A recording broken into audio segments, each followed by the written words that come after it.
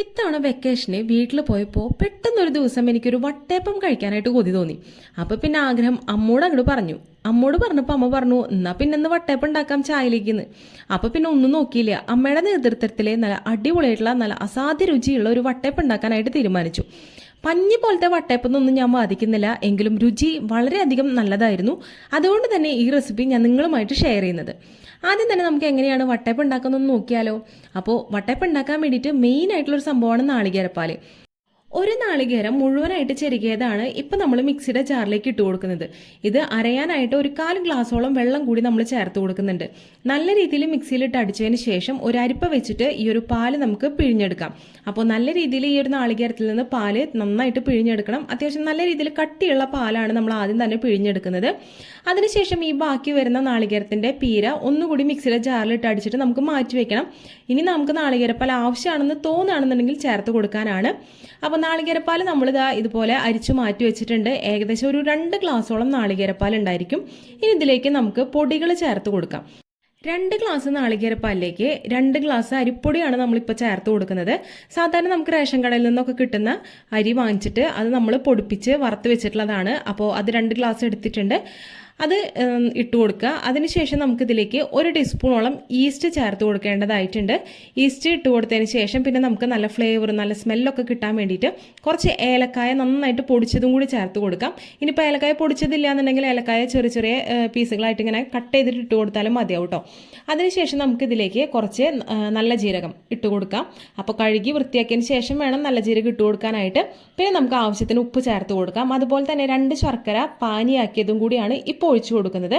ശർക്കര പാനി ആക്കുന്ന സമയത്ത് നമുക്ക് ശർക്കര അരിച്ചതിന് ശേഷം വേണം ഇതിലേക്ക് ചേർത്ത് കൊടുക്കാനായിട്ട്. പാനിയാക്കുന്ന സമയത്ത് ചിലപ്പോൾ ശർക്കരയിൽ ചെറിയ കല്ലോ മണ്ണോ പൊടികളൊക്കെ ഉണ്ടാവാനായിട്ട് സാധ്യത വളരെയധികം കൂടുതലാണ്. അതുകൊണ്ട് തന്നെ നമ്മൾ അരിച്ച ശർക്കര പാനിയാണ് ഇതിലേക്ക് ഒഴിച്ചു കൊടുത്തിട്ടുള്ളത്. നല്ല രീതിയിൽ സ്പൂൺ വെച്ചോ കൈ വെച്ചോ ഒക്കെ നമുക്ക് മിക്സ് ചെയ്തെടുക്കാം.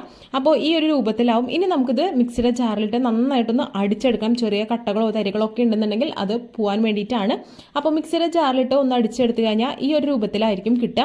ഇനിയിപ്പോൾ നിങ്ങൾക്ക് നല്ല തിക്കായിട്ടാണ് നിങ്ങളുടെ ഈ ഒരു ബാറ്ററി ഇരിക്കുന്നുണ്ടെങ്കിൽ നമ്മൾ ആദ്യം തന്നെ നാളികേരപ്പാൽ പിഴിയാനായിട്ട് കുറച്ച് നാളികേരം മാറ്റി വെച്ചിട്ടുണ്ടായിരുന്നില്ലേ, അതിൽ നിന്ന് പാല് ആഡ് ചെയ്ത് കൊടുത്തിട്ട് നമുക്ക് ആവശ്യമായിട്ടുള്ള ആ ഒരു കൺസിസ്റ്റൻസി ആക്കിയെടുക്കാം കേട്ടോ. അപ്പോൾ ഈ ഒരു രീതിയിലാണ് നമ്മൾ ഇത് മിക്സ് ചെയ്ത് വെച്ചിട്ടുള്ളത്. ഏകദേശം ഈ ഒരു ബാറ്റർ 6 മണിക്കൂറോളം നമ്മൾ റെസ്റ്റ് ചെയ്യാനായിട്ട് വെക്കണം. അതിനുശേഷം ഇതൊന്ന് കലക്കി വീണ്ടും ഒന്ന് മിക്സ് ചെയ്ത് കഴിഞ്ഞാൽ പിന്നെ നമുക്ക് ഇഡ്ഡലിത്തട്ടിൽ ആവിയിൽ നമുക്ക് വേവിച്ചെടുക്കാവുന്നതാണ്. അപ്പം ഞാൻ ആദ്യം നമ്മൾ ഭക്ഷണമൊക്കെ കഴിക്കുന്ന ഒരു കിണ്ണെടുത്തിട്ടുണ്ട്. അതിൽ ഒരു വാഴല നമുക്ക് ഇങ്ങനെ കറക്റ്റ് ഷേപ്പിൽ വെട്ടിയിട്ട് അതിൻ്റെ മുകളിൽ കുറച്ച് വെളിച്ചെണ്ണ തേച്ച് കൊടുത്തേക്കാണ്. അതിലേക്കാണ് നമ്മൾ ഈ ഒരു ബാറ്റർ ഒഴിച്ചു കൊടുക്കുന്നത്. അപ്പോൾ ബാറ്ററിലെ ഒരു കളർ ചേഞ്ചും കാര്യങ്ങളൊക്കെ വന്നിട്ടുണ്ട്, കാരണം അത് നന്നായിട്ട് വീർത്തിട്ടുണ്ടായിരുന്നു. അതുകൊണ്ടാണ് ഇങ്ങനെ ചെറിയൊരു ലൈറ്റ് ഷെയ്ഡിലേക്ക് മാറിയത്. ഇനി നമുക്ക് ആവശ്യത്തിന് ബാറ്ററി ഇതിലേക്ക് ഒഴിച്ചു കൊടുക്കുക. അപ്പോൾ നല്ല തിക്കായിട്ട് ഈ ഒരു പ്ലേറ്റ് കിണ്ണം നിറച്ചൊന്നും ഒഴിക്കേണ്ട ആവശ്യമില്ല കേട്ടോ. ജസ്റ്റ് ആ ഒരു കിണ്ണത്തിൻ്റെ ആ ഒരു ലെവലിലേക്ക് മാത്രം ഒഴിച്ചു കൊടുക്കുക. അതിനുശേഷം നമ്മൾ കുറച്ച് ജീരകം കൂടി ഇട്ട് കൊടുക്കുന്നുണ്ട് മുകളിൽ. ഇനിയിപ്പോൾ നിങ്ങൾക്ക് അണ്ടിപ്പരിപ്പ് മുന്തിരിയൊക്കെ വേണമെന്നുണ്ടെങ്കിൽ ആഡ് ചെയ്ത് കൊടുക്കാവുന്നതാണ്.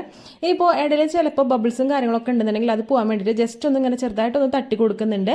ഇനി നമുക്ക് ഇത് ഇഡ്ഡലി ചെമ്പിൽ ആവി കയറ്റാനായിട്ട് വെക്കാം. അപ്പോൾ ഇഡ്ഡലി ചെമ്പിൽ കുറച്ച് വെള്ളം ഒഴിച്ചതിന് ശേഷം നമ്മൾ ഇഡ്ഡലി തട്ട് കമത്തി വെച്ചേക്കാണ്. അതിൻ്റെ മുകളിലാണ് ഈ ഒരു കിണ്ണം വെച്ചിട്ടുള്ളത്. ഏകദേശം ഒരു 20 മിനിറ്റ് ലോ ഫ്ലെയിമിൽ നമുക്കിത് കുക്ക് ചെയ്തെടുത്തു കഴിഞ്ഞാൽ ഇതുപോലെ നല്ല അടിപൊളിയായിട്ടുള്ള വട്ടയപ്പം നമുക്ക് തയ്യാറാക്കി എടുക്കാവുന്നതാണ്. അപ്പോൾ വട്ടയപ്പത്തിൻ്റെ മുകളിലേക്ക് ചെറുതായിട്ട് ആവിയിൽ വെള്ളമൊക്കെ വീഴും. അപ്പോൾ അത് വെള്ളം വീഴാതിരിക്കാൻ വേണ്ടിയിട്ട് ഒരു ഫോയിലും പേപ്പറൊക്കെ വെച്ച് ഭദ്രമായിട്ട് അടച്ചു വെക്കുകയാണെന്നുണ്ടെങ്കിൽ നല്ല അടിപൊളിയായിട്ട് തന്നെ നമുക്ക് കിട്ടും കേട്ടോ.